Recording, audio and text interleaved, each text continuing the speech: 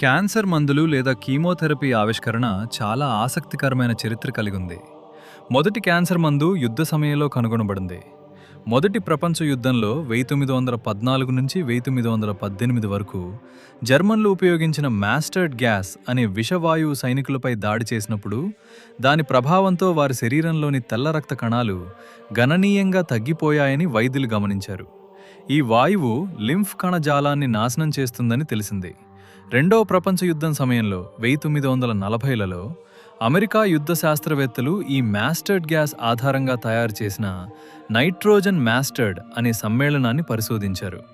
Yale విశ్వవిద్యాలయంలో ఫార్మకాలజిస్టులు Louis గుడ్మన్ మరియు Alfred గిల్మన్ ఈ సమ్మేళనం క్యాన్సర్ కణాలను, ముఖ్యంగా లింఫోమా వంటి రక్త క్యాన్సర్లను చంపగలదని ప్రయోగాల ద్వారా కనుగొన్నారు. ఎలుకలపై ప్రయోగాలు విజయవంతమైన తర్వాత 1942 ఆగస్టు 27న యేల్ హాస్పిటల్లో ఒక 48 ఏళ్ల రోగికి లింఫోసార్కోమా బాధితుడు మొదటిసారిగా ఈ నైట్రోజన్ మాస్టర్డ్ ఇంజెక్షన్ ఇచ్చారు. ఆ రోగి ట్యూమర్లు చాలా తగ్గిపోయాయి.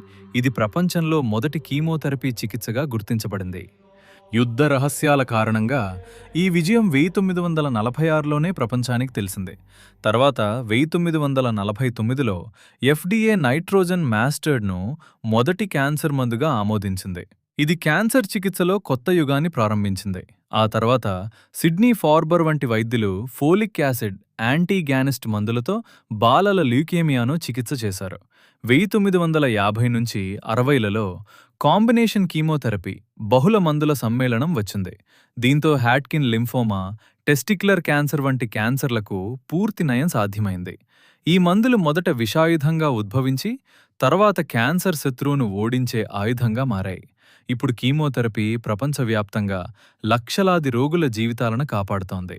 ఈ చరిత్ర యుద్ధం నుంచి శాంతి కోసం వైద్య పురోగతి వరకు ఒక అద్భుతమైన ప్రయాణం.